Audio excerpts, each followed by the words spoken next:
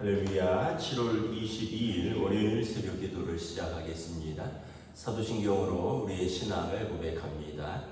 나는 전능하신 아버지 하나님 천지의 창조주를 믿습니다. 나는 그의 유일하신 아들 우리 주 예수 그리스도를 믿습니다. 그는 성령으로 잉태되어 동정녀 마리아에게서 나시고 본디오 빌라도에게 고난을 받아 십자가에 못 박혀 죽으시고 장사된 지 사흘 만에 죽은 자 가운데서 다시 살아나셨으며 하늘에 오르시어 전능하신 아버지 하나님 우편에 앉아 계시다가 거기로부터 살아있는 자와 죽은 자를 심판하러 오십니다. 나는 성령을 믿으며 거룩한 공교회와 성도의 교제와 죄를 용서받는 것과 몸의 부활과 영생을 믿습니다. 아멘. 찬송가 366장 찬양하시겠습니다. 찬송가 366장입니다.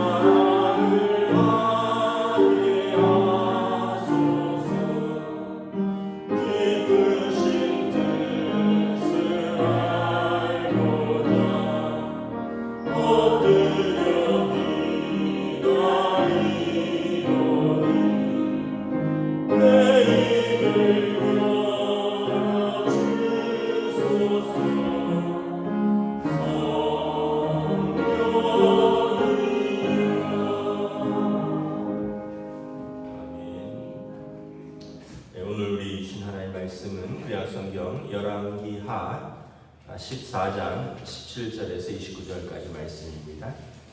열왕기하 14장 17절에서 29절까지 말씀입니다. 다 찾으신 줄 알고 저 여러분들이 한 절씩 교도하도록 하겠습니다. 열왕기하 14장 17절부터 29절입니다.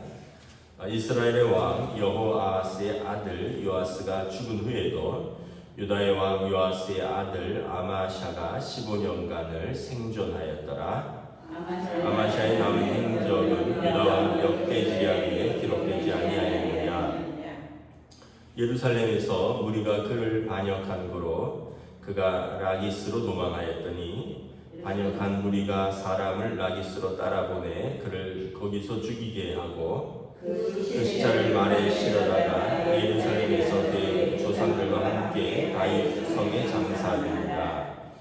유다 온 백성이 아사랴를 그의 아버지 아마샤를 대신하여 왕으로 삼으니 그때에 그의 나이가 16세라. 아마샤가 그의 조상들과 함께 잔 후에 아사야가 헬랏을 건축하여 유다에 복귀시켰더라. 유다의 왕 요아스의 아들 아마샤 제15년에 이스라엘의 왕 요아스의 아들 여로보암이 사마리아에서 왕이 되어 41년간 다스렸으며 여호와 보시기에 악을 행하여 이스라엘에게 범죄하게 한 느밧의 아들 여로보암의 모든 죄에서 떠나지 아니하였더라. 이스라엘의 하나님 여호와께서 그의 종 가드헤벨 아мет대의 아들 선지자 요나를 통하여 하신 말씀과 같이 여로보암이 이스라엘 영토를 회복하되 하맛 어귀에서부터 아랴바 바다까지 하였으니 이는 여호와께서 이스라엘의 고난이 심하여 외인자도 없고 노인자도 없고 이스라엘을 도울 자도 없음을 보셨고 여호와께서 또 이스라엘의 이름을 천하에 없이 하겠다고도 아니하셨으므로 요아스의 아들 여로보암의 손으로 구원하심이었더라. 여로보암의 남은 사적과 모든 행한 일과 쌓은 업적과 다윗을 회복한 일과 이전에 유다에 속하였던 하맛을 예루살렘 이스라엘에 돌린 일은 이스라엘 왕 역대 지략에 기록되지 아니하였느냐. 함께 읽습니다. 여로보암이 그의 조상 이스라엘 왕들과 함께 자고 그의 아들 스가랴가 대신하여 왕이 되니라. 아멘. 할렐루야. 또 새로운 한 주, 새로운 하루가 시작됩니다. 하나님께서 은혜와 평강으로 함께 해주시기를 축복합니다. 이 열왕기 상하가 계속해서 남유다와 북이스라엘의 왕조들의 이야기를 다루고 있죠. 이제 17절에 보면 이스라엘 왕 여호아스의 아들 요아스가 죽은 후에도 유다 왕 요아스의 아들 아마샤가 15년간을 생존하였더라.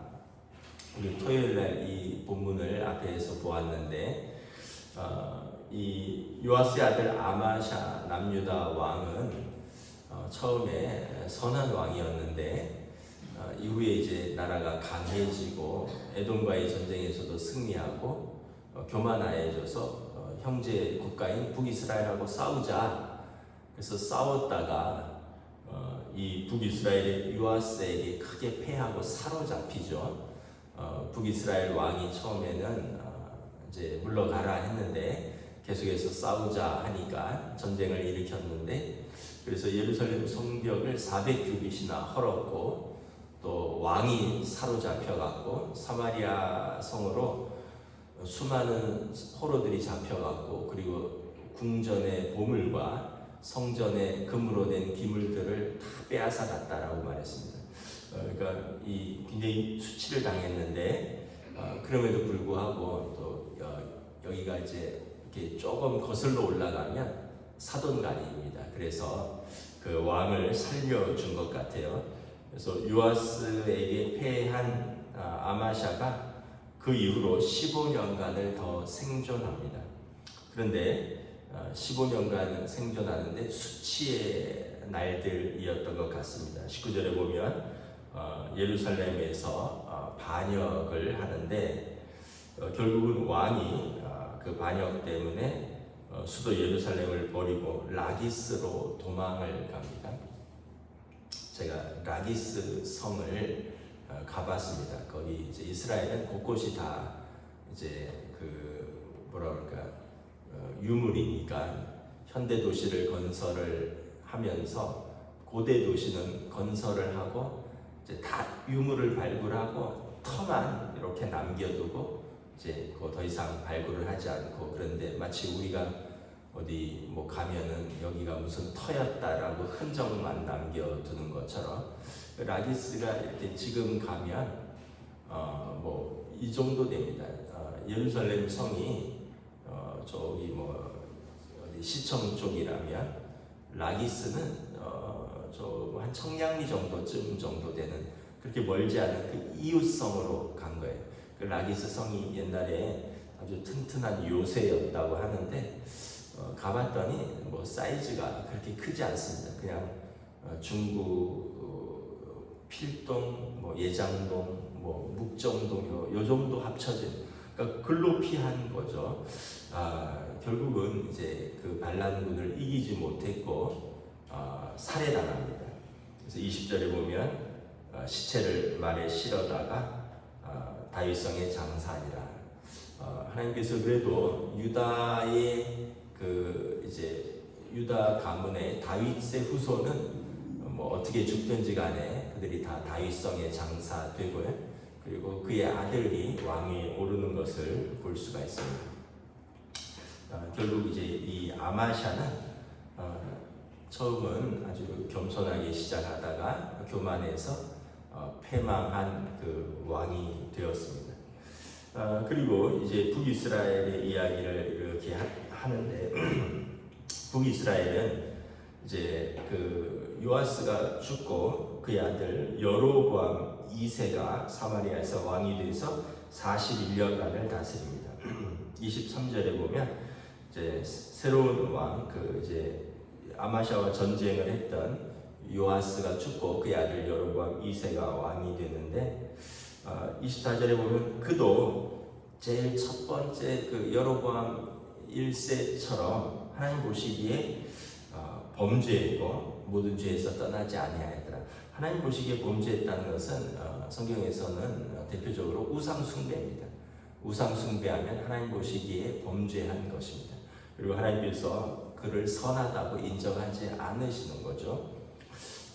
그럼에도 불구하고 이 여로보암이 41년 동안 통치를 하고 그의 날 동안에 그래도 나라가 유지되는 것은 이유가 뭐냐면 26절에 여호와께서 이스라엘의 고난이 심하여 매인자도 없고 노인자도 없고 이스라엘을 도울 자도 없음을 보셨다라는 거죠. 그러니까 뭐 굉장히 무능력한 상태를 말하는 것입니다. 매였다면 포로된 것이고 노였다면은 이제 힘이 강성하여 자유케 된 것인데 뭐 매인 것도 아니고 노인 것도 아니고 그러나 또 도울 자도 없고 결국 하나님께서 도우시지 않으면 방법이 없었다는 것이죠. 27절에 보면 또 여호와께서 이스라엘의 이름을 천하에서 없이 하겠다고 아니하셨기 때문에 요아스의 아들 여로보암의 손으로 구원하심이었더라. 여로보암이 잘해서 이스라엘이 유지된 것이 아니라 하나님 보실 때 이 백성이 너무 불쌍하다는 거예요. 매인 것도 아니고 노인 것도 아니고 그렇다고 누가 돕는 자도 아니고 하나님이 도우시지 않으면 방법이 없으니까 하나님이 친히 하나님의 손으로 도우셨다. 우리가 이렇게 이걸 보면 참 하나님께서 인자와 자비와 긍휼이 풍성하신 하나님이시다. 좀 부모님의 마음을 볼 수가 있죠. 부모님들이 이렇게 보면 자식이 제대로 하는 것도 아닌 것 같고 그렇다고 뭘 또 안 하는 것도 아닌 것 같고 그렇다고 누가 돕는 것도 아니고 그러니까 그냥 불쌍하니까 그냥 부모 외에 도울 사람이 없다. 딱 이 표현 같아요. 매인자도 없고 노인자도 없고 도울 자도 없고 그러니까 하나님께서 그 백성을 포기할 수도 없고 그 하나님이 친히 도우셔서 건지시는 거예요. 제가 방금 표현한 것처럼 참 부모님들이 그런 마음들이 있잖아요. 얼른 뭘 좀 자립하고 좀 잘했으면 좋겠는데 뭐 자기 딴에는 그렇게 하는 것 같은데 또 그렇지도 못한 것 같고 또 맨날 찡찡거리고 뭐 어떻게 방법이 없고 그 내 자식인데 어떻게 하겠어요? 누가 돕는 것도 아니고 내 나라도 도와야지. 그러면서 하나님께서 여로보암을 도우신 것이 아니라 그 백성을 불쌍히 여기셔서 그 나라를 이렇게 지키시는 것을 봅니다. 하나님의 성품이 출애굽기 33장에 인자 인애가 풍성하고 노하기를 더디하시며 자비로우신 하나님의 성품을 이렇게 알 수 있는 거죠. 남유다도 그렇고 북이스라엘도 그렇고 잘해서 유지된 것이 아니라 남유다의 왕들도 하나님이 다윗 언약 때문에 그냥 끌고 가시는 거고 붙들고 가시는 것이고 물론 이제 중간중간에 잘했던 왕들이 일어나긴 하지만 대체적으로 보면 그 왕들이 잘해서가 아니라 하나님이 언약 때문에 지키시는 것이고, 북이스라엘은 말할 것도 없이 계속해서 우상 숭배로 갔지만 하나님이 왕들과의 언약이 아니라 그 백성을 불쌍히 여기시는 거로 하나님이 이렇게 도우시는 것을 볼 수가 있습니다. 우리가 그렇게 되면 우리가 참 겸손할 수밖에 없죠. 어제 그 인생의 광야에서 베푸시는 하나님의 은혜라는 말씀처럼 우리가 잘해서가 아니라 또 우리가 능력이 있어서가 아니라 그냥 우리는 광야에서 그냥 하루하루 그 냄새나는 양치는 그런 어떻게 보면 존재가 없는 사람들이고, 우리의 이름을 날리는 것도 아니고 또 우리를 다 사람들이 잊었지만 그래도 하나님께서 우리를 계속 지켜보고 계시고 주목하고 계시고 하나님의 때에 또 적절히 우리를 부르시고 우리에게 손을 내미시고 우리를 도우시는 그 하나님의 은혜를 바라봅니다. 그래서 우리가 오늘 이렇게 또 예배할 수 있고 오늘 하루를 또 우리가 살아갈 수 있고 오늘 하루를 우리가 감사할 수 있는 것은 하나님의 은혜가 크다라는 것을 다시 한번 고백합니다. 오늘 참 마음에 와닿는 말씀이 매인자도 없고 노인자도 없고 도울 자도 없으나 하나님께서 이스라엘을 기억하시고 하나님이 도우셨다. 저와 여러분들에게 하나님께서 이러한 은혜가 하나님 우리를 기억하시고 우리를 도우시고 우리를 인도하시기를 우리 주님의 이름으로 축복합니다. 기도하겠습니다. 하나님의 은혜를 감사합니다. 남유다와 북이스라엘의 왕들의 사적을 보면서 서로 교만하여 전쟁에서 지고 그러함에도 불구하고 또 15년간 수치 가운데 있다가 살해당한 아마샤를 또 하나님께서 다윗성에 장사 지내고 그의 아들에게 왕위를 물려주는 다윗 언약을 신실하게 지키시는 것을 바라봅니다. 또한 북이스라엘은 여로보암 2세가 왕이 되었지만 그가 능력이 있고 그가 선해서가 아니라 그는 부족하고 그는 죄 가운데 있었지만 하나님께서 고난 가운데 신음하는 이스라엘 백성들을 돌보시는 것을 바라봅니다. 도울 자도 없고 노인자도 없고 매인자도 없는 불쌍한 그 백성을 하나님이 긍휼히 여기사 친히 그 백성을 도우시고 지키시고 인도하시는 하나님 아버지의 그 마음을 우리가 보면서 오늘 우리를 붙들어 주시고 우리를 사랑하여 주시고 우리를 기억하시고 우리 손을 놓지 아니하시는 좋으신 아버지 하나님께 감사드리며 우리도 그 손을 꼭 붙들고 우리의 믿음의 여정을 끝까지 충성스럽게 걸어갈 수 있는 저희들로 인도하여 주시옵소서. 오늘도 성령님께서 우리와 함께 하실 것을 믿사오며 우리 주 예수 그리스도 이름으로 기도드리옵나이다. 아멘. 하늘에 계신 우리 아버지 이름을 거룩하게 하시며 아버지 나라가 오게 하시며 아버지 뜻이 하늘에서와 같이 땅에서도 이루어지게 하소서. 오늘 우리 일용할 양식을 주시고 우리가 우리에게 잘못한 사람을 용서하여 준 것 같이 우리 죄를 용서하여 주시고 우리를 시험에 빠지지 않게 하시고 악에서 구하소서. 나라와 권능과 영광이 영원히 아버지의 것입니다.